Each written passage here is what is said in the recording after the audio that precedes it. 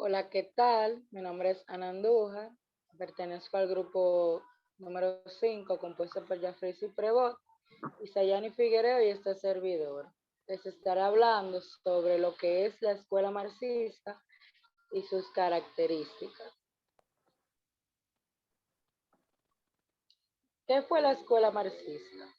Esta fue una corriente de pensamiento de carácter social y económico que pretende dar al socialismo una base científica.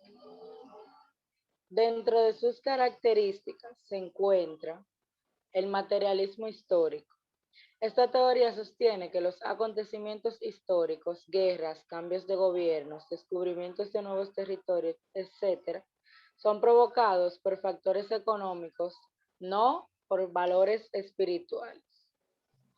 También está la característica de mercancía, donde nos dice que una mercancía es algo que por un lado satisface una necesidad humana de lo que obtiene su valor de uso y que por otro lado puede intercambiarse por otra cosa y de lo cual obtiene su valor de cambio.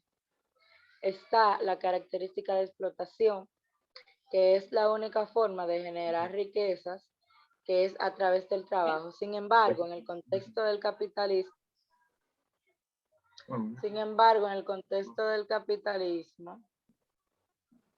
el obrero que generó esa riqueza recibe en su salario menos de lo que produce. También está la lucha de clases, que es la lucha entre oprimidos y opresores. Es un elemento invariable en la historia de la humanidad a partir del desarrollo del capitalismo. Esta lucha entre proletarios y capitalistas. Siguiente. Siguiente. En conclusión, la escuela marxista es lo que busca es el fin del sistema de desigualdad de las clases sociales para que exista una única clase o grupo social. La evolución de la propiedad privada en pos de la propiedad pública. El salario de un trabajador debe ser determinado por los beneficios que es capaz de generar. También que el valor de una mercancía lo determina la cantidad de trabajo que fue necesario para su producción. Busca la creación de una única clase social administradora capaz de satisfacer las necesidades del pueblo. También la centralización de la economía y de los medios de producción para lograr una estandarización de los precios desde el Estado. Busca también que el impuesto sobre la renta debe ser pronunciado pero graduado a la vez. Que el control de la banca centralizada y el sistema de comunicación de transporte y de educación debe ser público. Gracias. La siguiente compañera. Por su parte, además, el marxismo fue una oposición al sistema económico desigual para crear una sociedad basada en la gratitud. Dicho esto, tenía principales exponentes que fueron Karl Marx, que fue el fundador de dicho movimiento y descubrió la ley del desarrollo de la historia humana. También su amigo y compañero Friedrich Engels, el cual derivó su pensamiento en el materialismo dialéctico, que posteriormente sería la filosofía oficial de la URSS. Vladimir Ilich Lenin, este fue el líder de la Revolución Rusa de 1917, escribió varios libros que apoyaban la interpretación marxista de la política, la economía y la historia, además de que encabezó la doctrina del marxismo-leninismo, la cual se apoyaba sobre una sólida base de principios marxistas y tuvo mucha importancia dentro del comunismo de la Unión Soviética. También se encuentra Nikolai Bugarin, quien fue el principal ideólogo de la nueva política económica durante la década de 1920 y se opuso a la colectivización agrícola forzada, y León Trotsky, quien fue el dirigente del Ejército Rojo en la Guerra Civil Rusa y fundó la Cuarta Internacional. Además de estos, y no menos importantes, también se encuentra Antonio Gramsci, quien fue un teórico marxista destacado por ser el fundador del Partido Comunista Italiano, Paul Matic, quien fue un pensador marxista destacado por ser uno de los principales exponentes del comunismo de consejos, Nahuel Moreno, quien organizó la Liga Internacional de Trabajadores Cuarta Internacional y fue un líder teórico trotskista, y Ernesto Che Guevara, que fue un político revolucionario, el cual usaba el marxismo como base y participó en la creación del socialismo cubano.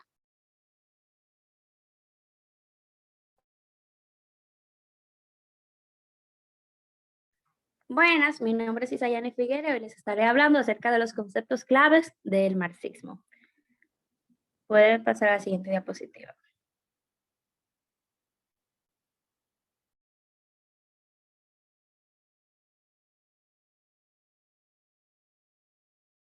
Bien, para comprender un poco el marxismo, podemos iniciar por lo que es el materialismo histórico, que fue una propuesta metodológica por parte del marxismo para comprender el desarrollo de las sociedades a lo largo de la historia.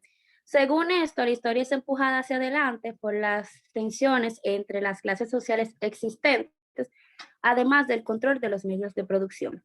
Otro de esto, para comprenderlo, son los sectores sociales, donde los mismos son influyentes en cuanto al desarrollo de una sociedad.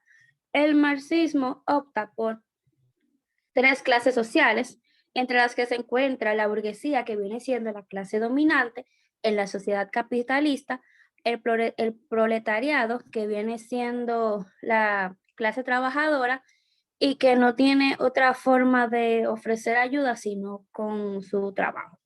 Y por último, el lumpenproletariado, que viene siendo la clase improductiva. Estos son los que no contribuyen a ninguna clase social o a ninguna producción de capital o medios. Además de esto, tenemos lo que es el capitalismo, para comprenderlo, ya que el marxismo, en cuanto al capitalismo, supo discernir en cuanto a las clases sociales enfrascadas en una lucha constante con el propósito de ascender en cuanto a las pirámides socioeconómicas existentes. Y por último, el comunismo, donde el comunismo fue un pilar con la abolición de la propiedad privada y luego del alumbramiento tras la dictadura por parte del proletariado. Gracias.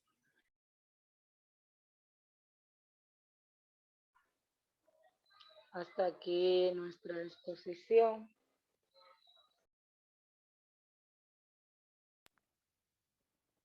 Bien, ahora Fiorelli comparte. Muchísimas gracias, chicas, por su presentación. Déjame comenzar a compartir pantalla. Comenzar transmisión. Ok, ¿me confirman que pueden ver? ¿Ya pueden ver la pantalla? Sí, se ve. Sí. Ok. Hola, mi nombre es Fiorelli Gómez y conjunto con mi compañera Paola Acevedo voy a estar hablando acerca de la historia subalterna o historia desde abajo.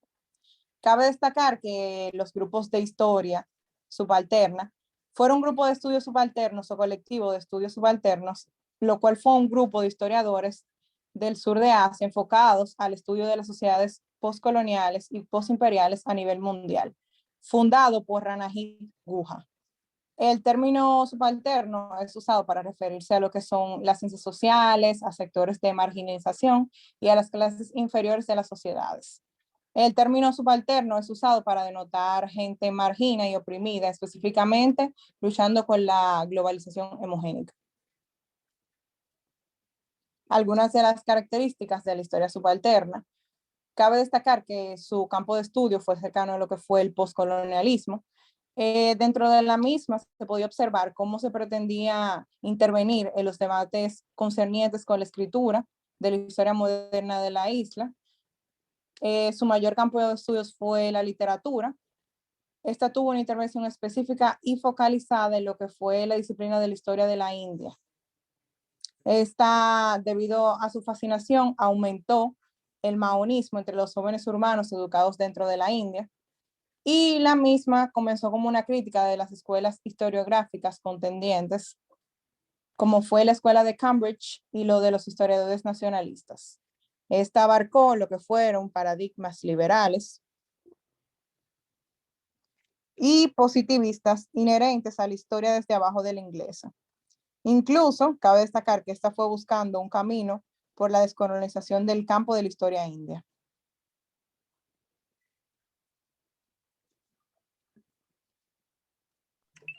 Bien, yo le estaré destacando los personajes de la historia subalterna.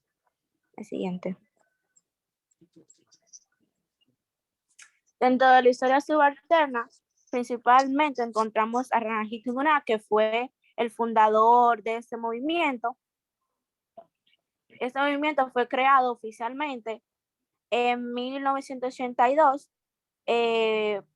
por Ranjit Guna, junto con otros historiadores del Reino Unido, de la India y de Australia. Cabe destacar que cuando él creó este movimiento o este proyecto, él daba clase o era profesor en la Universidad de Sussex. La siguiente, Fiorelli. También encontramos a Unendra Babet, a Oxford, a David Hardiman y a David Harold de Sussex que formaron parte de la corriente de estudios subalternos y contribuyeron al análisis de las corrientes coloniales y nacionalistas de la India que se dieron entre los años 60 y 70. La siguiente, pasa a Christopher.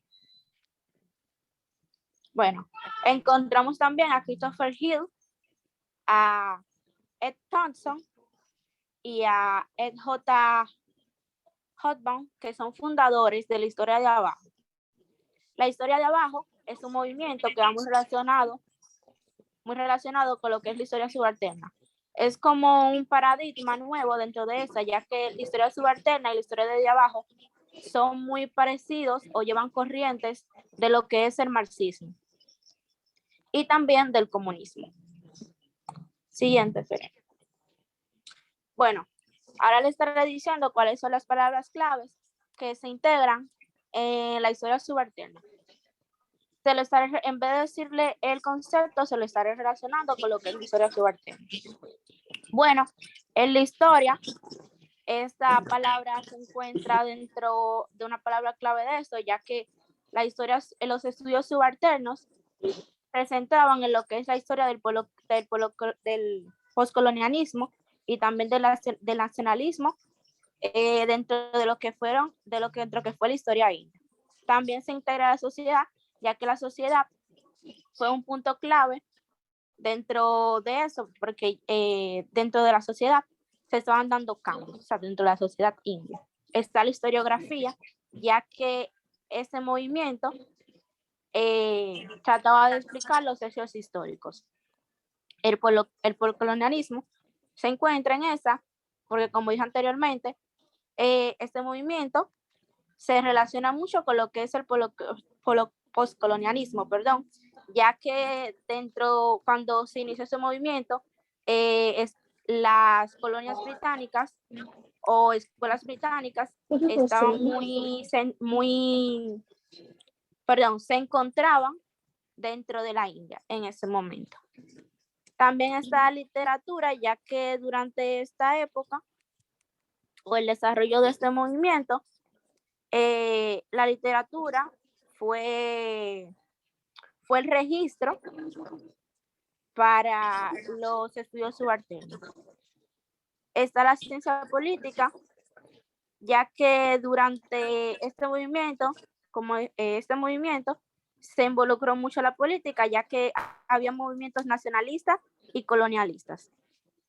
Es por esto que se integra también el dominio imperial, ya que, como dije anteriormente, en esta época los británicos todavía estaban muy involucrados dentro de la India. La descolonización, ya que se buscaba también entre los años 70 y 80, liberarse totalmente, o se inició un movimiento para liberarse totalmente de las colonias británicas o de el enlace británico de las Indias con con Gran Bretaña. El nacionalismo se integra en las palabras claves, ya que hubieron muchos movimientos nacionalistas en esta época. Ya que hubieron muchos movimientos nacionalistas en esta época para liberarse o independizar a la India. Está el historiador, ya que hubieron muchos historiadores o muchas corrientes involucradas durante el desarrollo del movimiento de los estudios subalternos. Está la pobreza extrema, ya que durante esta, la India vivía en los nacionales indios vivían en mucha precariedad. Es por eso también, debido al nacionalismo y al colonialismo, que se integran los movimientos políticos. Y los estudios subalternos se integran, ya que este es el nombre del movimiento para el estudio de la historia india. Se utilizaron los estudios subalternos. Hasta aquí nuestra exposición.